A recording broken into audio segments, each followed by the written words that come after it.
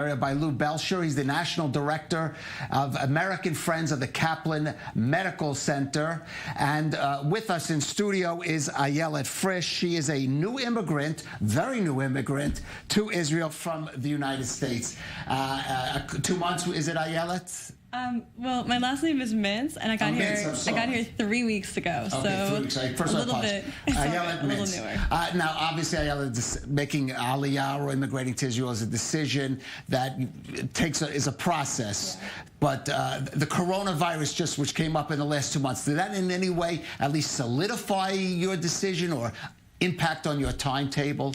Yeah, for sure. I mean, I certainly chose to begin my Aliyah process around a year ago before everything happened with Corona. But I do feel that with the sudden lift of Corona in terms of how that has been affecting everyone, I do feel that has encouraged me to take greater action and to expedite my process to help get me here sooner. Right. In fact, you came from Brooklyn, if I understand, which was, I guess, like an epicenter of it. So you must have really felt the impact. Yeah, Brooklyn's a weird place because you would think that because it's the epicenter, everyone would be at home and all nervous and everything, but it's kind of a free-for-all. Everyone's really outside. Everyone's doing their own thing. It certainly feels like this every man for himself culture, and there is no sense of congruence there. It's very chaotic. Okay, well, that could be another motivation for perhaps moving up your timetable. And Lou, of course, we really don't know what the impact is going to be of the coronavirus on immigration from the U.S. and other English-speaking countries.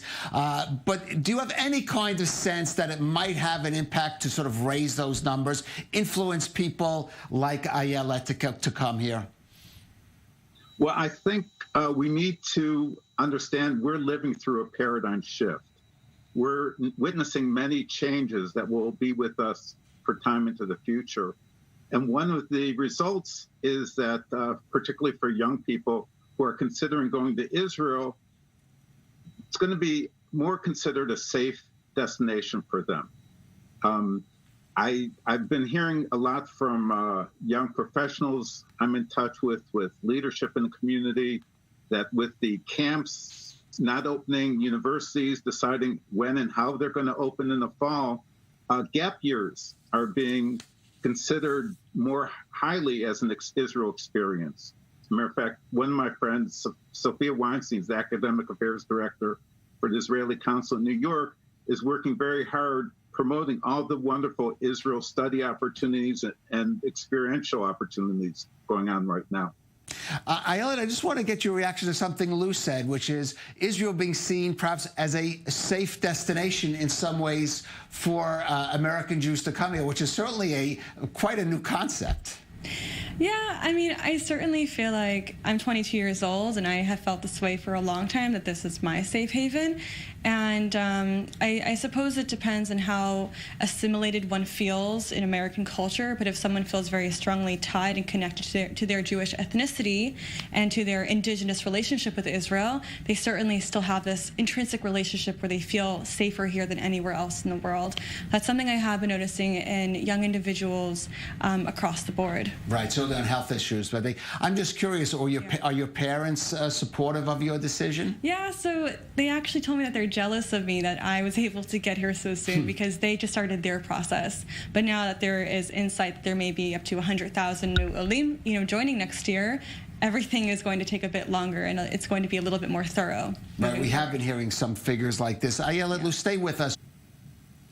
Well, Lou, let me ask you, I mean, did you get the sense in the U.S. that people there are looking to Israel, the leadership here, and its handling of the coronavirus as something perhaps to emulate even? Oh, definitely, Caleb. The coronavirus opened the door for medical innovations and solutions coming from Israel that's benefiting all of us in Western society. With American Friends of Kaplan Medical Center, we hosted a Zoom webinar with 5 experts, 4 from Israel. We had from Magen David Adom doing an amazing job all over the country.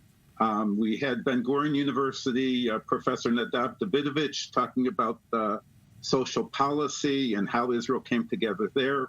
We had from Rambam Hospital, we had from Hadassah, the doctor, from Hadassah, Professor Ron Near-Paz came with, coming from China with the ships that were docked there with coronavirus, talking about international collaboration.